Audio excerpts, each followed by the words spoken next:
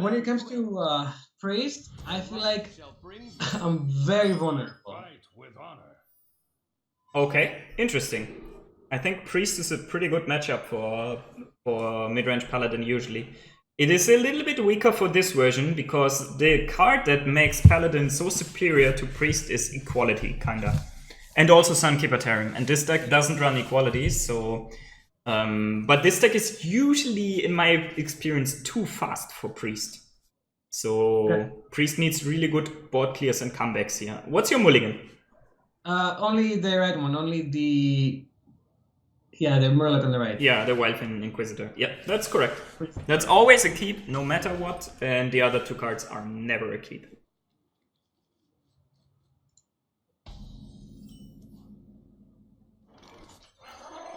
Yeah, nothing much to discuss here. Yeah, so in my mind, I've always thought that when you get two of the same cards, that's a big disadvantage Yes, because it's like having less options. It's usually a disadvantage. That's true, Okay. unless the card is really powerful in that matchup, or a very good early game card. Then it might be an advantage. But it's usually true, especially for the expensive cards. It's a huge disadvantage. Would we say hero power? Well, there's no other option, right? There's nothing to discuss. You want to take the 1/1 or you don't want to take the 1/1. You take it, right? Against Priest. In face, right? Yeah, sure, we go face. Especially because now, if he wants to take the value trade, he has to use 2 mana to develop nothing else, right? So yes. Or if he wants to develop a minion like the 2/3 elemental, he cannot really take that value trade without losing his 3/2. So you always take the 1/1. There's no reason here to not take it. Obviously, sometimes you have to consider with other decks more that you have to play around Potion of Madness, but in this situation, it doesn't hurt Potion of Madness, right? Right. Potion of Madness has been working well against me, so I need to learn to stay around it if it's possible. Yeah. Okay, if I want to go super aggressive, I would do the Peacekeeper, but I don't know. Yeah, well, we basically have the option between Hero Power and Peacekeeper, right? So it is very tough here. The problem is we have almost no information what his deck is about. Oh, yes. And that is really annoying. So because I think... and our hand is really awkward. We have... because we have no turn 4 play either. Yes. Peacekeeper, and we'll find out. I think I probably want to develop the Peacekeeper here. Just for tempo plays, because this deck is all about early board tempo. And if we leave him that minion all the time...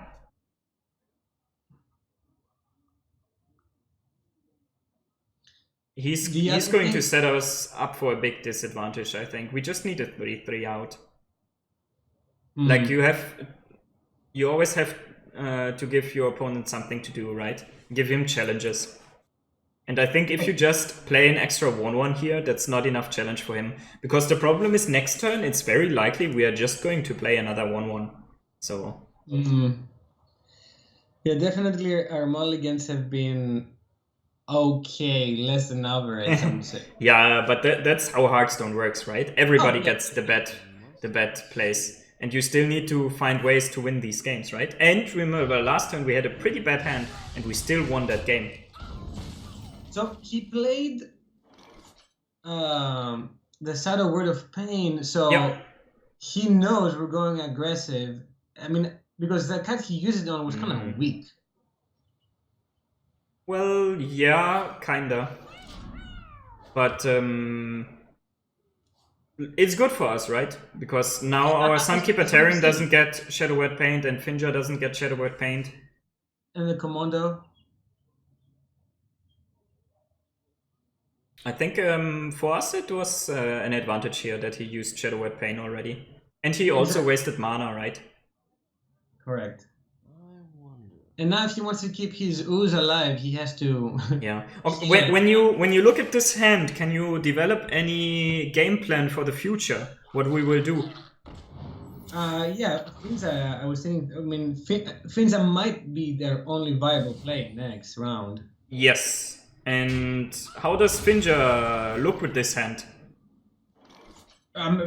Very good, actually. Yeah, why? Because I can have a follow-up with the Steed, Yeah. which is going to bring his attack to 4, and the 4 is like magical number for... Exactly. That is the magic number against Priest.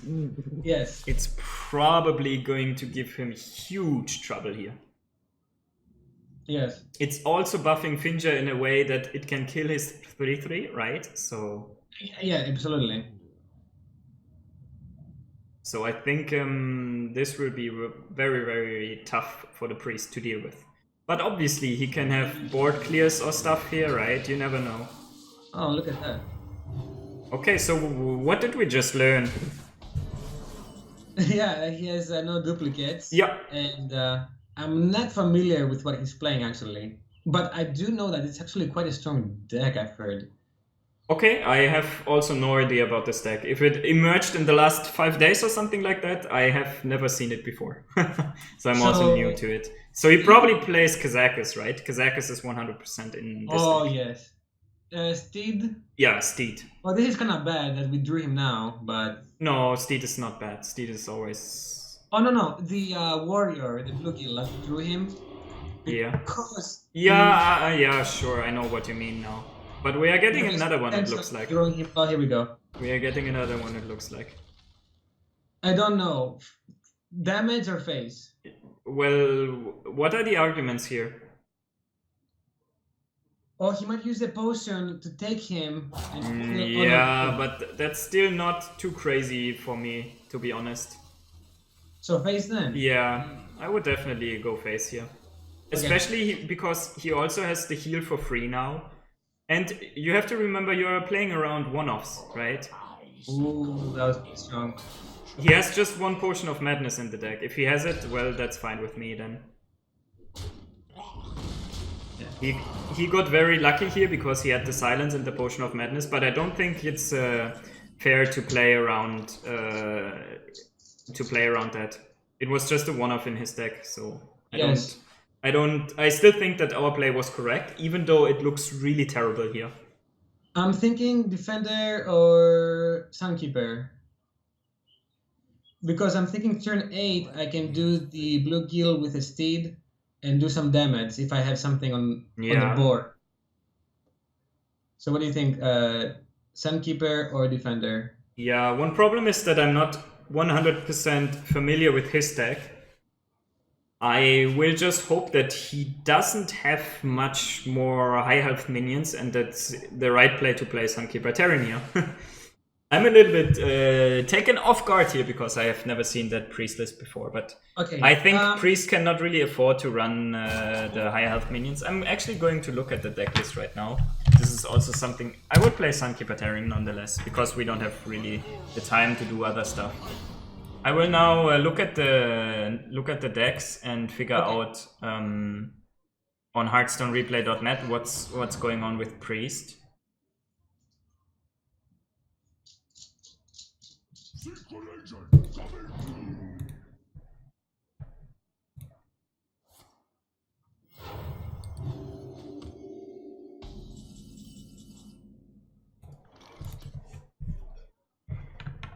Alright, that works, right? So it's dragons also in the deck, I see. That almost fills up the last slots completely, right? Ah, wait, the Dragonet Operative was generated by Netherspite Historian. Okay.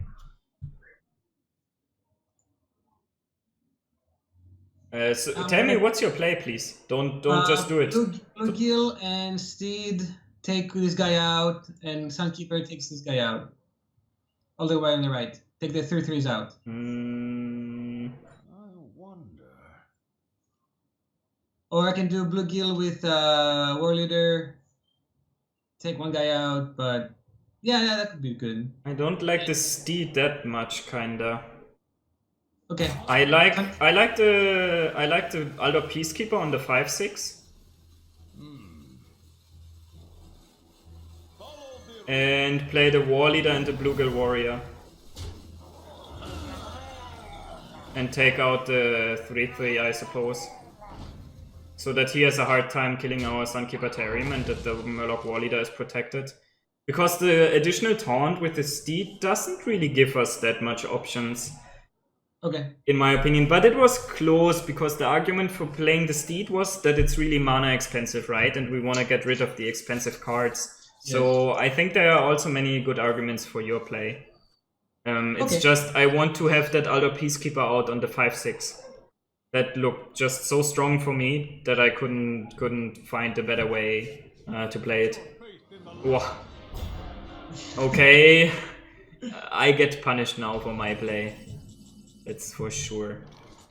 Okay, well, no problem. Oh man, we cannot do that 1 damage.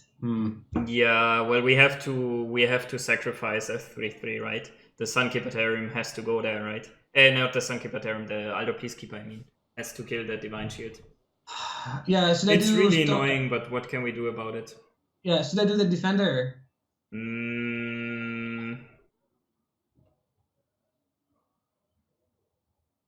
I think we want. Yeah, actually, yeah, we can probably start with the Defender. Yeah. Or do you want to? No, we can probably start with the Defender. See what we get from the Defender. We could have gotten another Sunkeeper Tarim, right? But we don't get it. The Protector. Yeah. Let's get the Protector. You traded too early, by the way. Okay. So what else do we play here? I can do the Blessing of Kings. Yes. Which one do you buff? Left. The taunt one, right? Yeah. Yes. I agree. Take it out and make a guy. And clear the board on the right? No, I would attack phase. Okay, sorry. No worries. I tell you why I want to attack phase. The reason is Holy Nova. But it probably doesn't matter that much because he just has the weapon to kill our taunt anyways.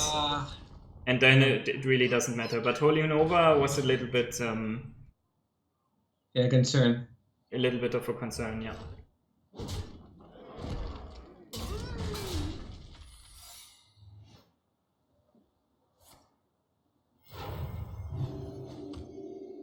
I think you probably want to get some value from his secret more than anything. Okay, Murloc Steed.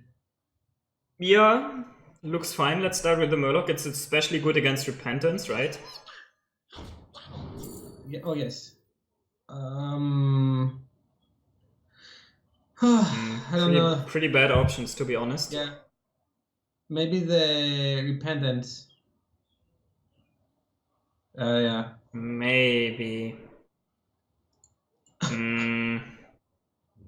Unless you want to take redemption for the future. Yeah, but I don't see us having any good redemption minion. It's probably better to get Repentance. Okay. And throw the Steed and Hero Power? Yeah, let's throw the Steed and Hero Power. Yeah, I agree.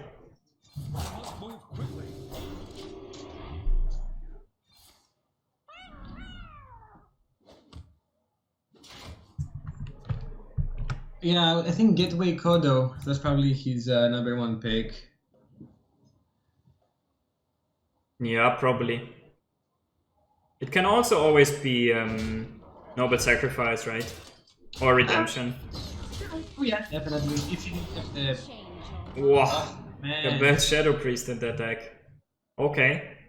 Yes, it looks like somebody built a strong sort of Kazakus Priest. Oh man. Well, the draw's not that bad, right?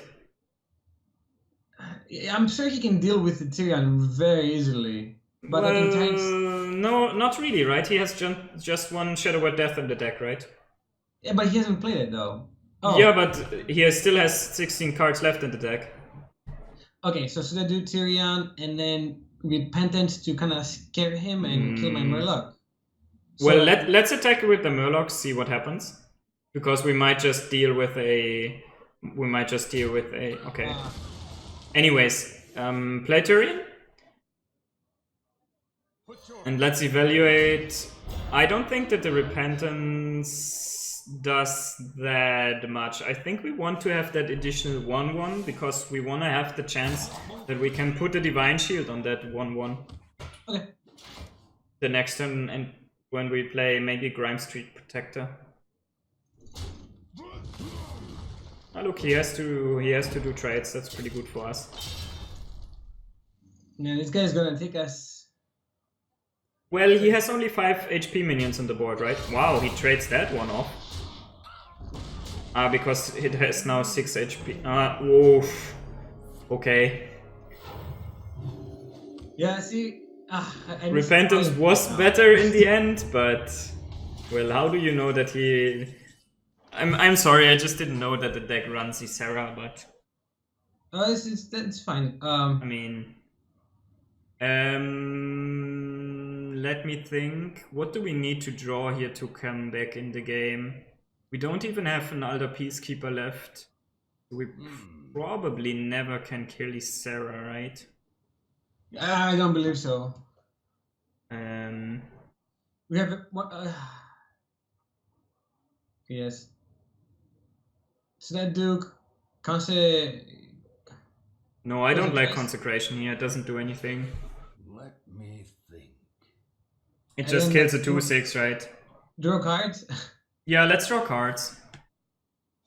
Let's see what we get. If we can get something useful or not. True Silver Champion is super awful. And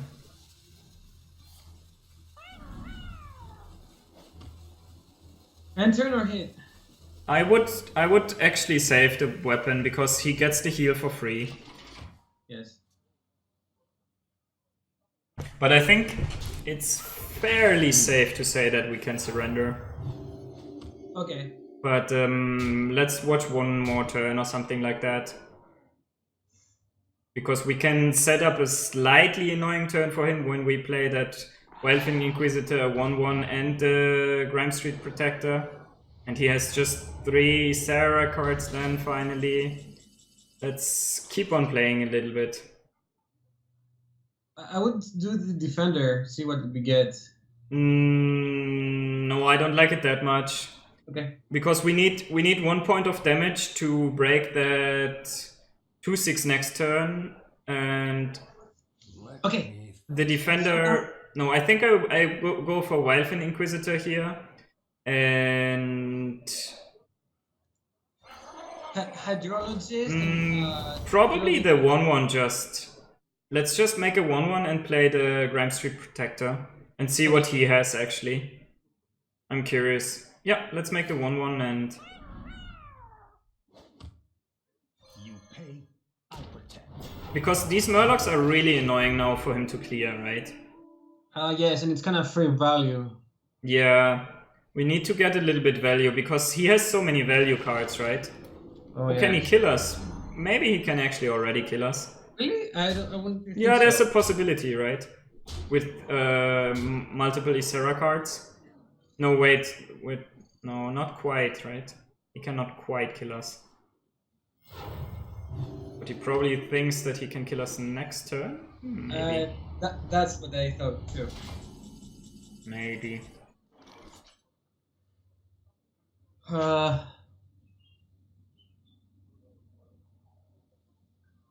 Well, this turn we need to attack, right? We cannot keep. I really don't know. We have so many options at this point. Actually, I forget one. I've forgotten one out. Let's start with the Stonehill Defender. We can get some Keeper Terran. Terran would be super awesome here, right? Sadly, we don't get it. The Curator doesn't really... Well, it draws us 2 cards. We already hold 1 Grime Street. It's probably better to get the Curator then. Okay. And I would attack here with the weapon and the Murloc. With a 1/3. And afterwards play that Grime Street Protector to get another Divine Shield. 2 Divine Shields, yeah. And we hit face and hope for the best. That he's not able to kill us yet, right? With these Sarah cards, it's kind of likely that he can kill us. Man, He doesn't really need that much. Oh, with Shadow Visions, he's probably just getting the card he needs to kill us. He has Shadow at Death, then he can already put us to 2.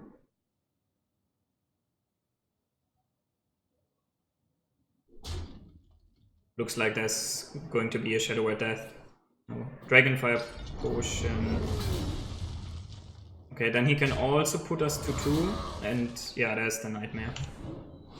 Yeah.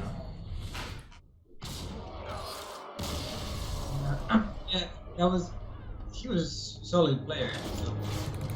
Yep. He played quite well, I have to say.